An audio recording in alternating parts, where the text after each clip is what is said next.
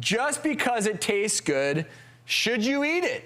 Let's look at this very popular dish, okay? This is something that everyone really enjoys. You know, I will admit to eating this occasionally. I'm scared. So tasty, right? You get the hot dog bun. Oh, got to get my condiments because, ooh, it's so good with my condiments. Got my refreshments. So, you know, a lot of people like this. A lot of people, yeah. Oh, yeah. Yeah, tasty. So, let me show you what sometimes you may be eating when you make your next hot dog. This is sort of the reality behind an idea. It's a photo series by a visual artist named Peter Augustus. He wanted to bring awareness to some of the foods that we're eating. Maybe the mustard will help there.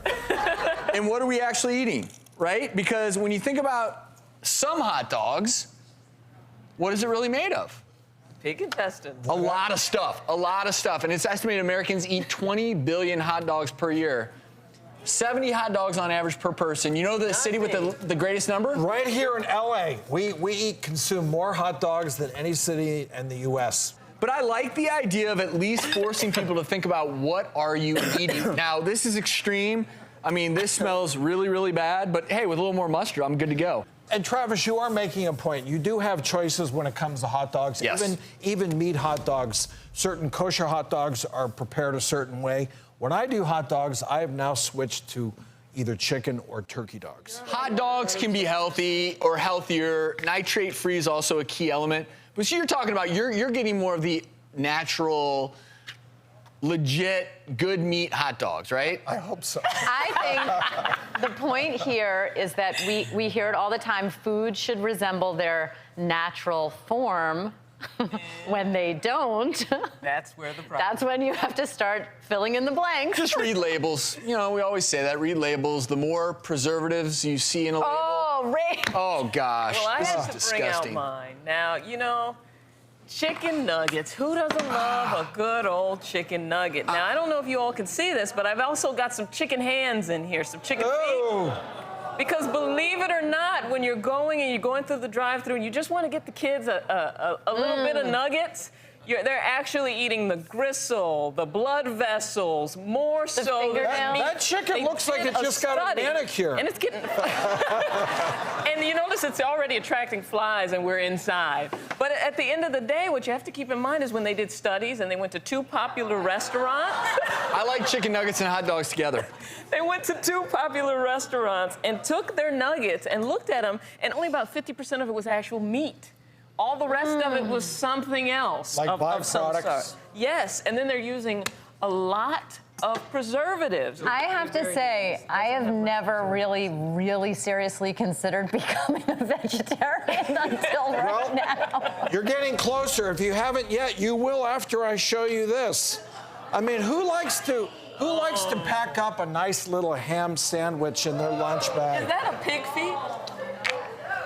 Oh, Pig feet. So I'm going to give you a little tutorial here about processed ham, which I did not know. Actually, there's 2 types of processed ham. One is called formed. What do? Well, they take that pig's leg, they scrape off all the meat, all the muscle, they grind it up. It goes through a system of fine needles that are injecting preservatives, flavor, water, Salt. nitrates, salt, sugar.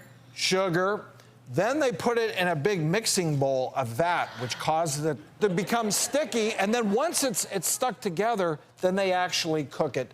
And that's how you get. And they press it into a mold, almost like a Jell-O mold. And That's that why is what your meat, your lunch what meat a lot of your lunch great. meats are. Yes. Second type, if you're ready for this, is reformed lunch meat. And what that is what's left at the bottom of that mixing bowl.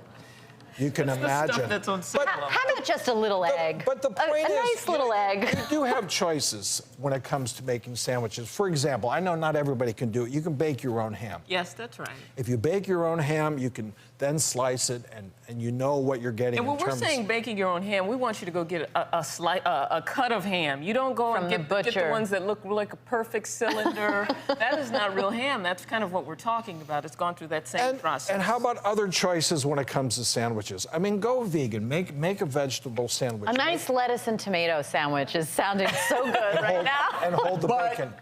The blessing here is we're not saying you have to give up hot dogs or chicken nuggets or ham. How about pig's feet? Just go with the healthiest versions, the least processed versions. And it always helps if you know where your meat comes from. It always helps. And if you can't pronounce a bunch of words on the ingredients list, well, guess what? That means that it's not really ham. It's not really it's just a bunch of